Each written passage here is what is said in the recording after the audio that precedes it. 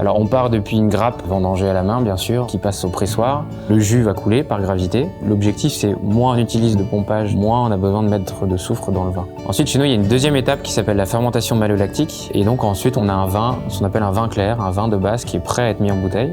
Donc là va intervenir tout le jeu des assemblages, on va déguster et décider quel vin va pouvoir s'accorder avec lequel. Donc ça c'est une grosse étape qui va durer plusieurs mois. Une fois qu'on a assemblé nos vins, on va mettre ces vins en bouteille en y ajoutant un petit peu de sucre et de levure. Alors des sucres qui viennent de notre vignoble et des levures également.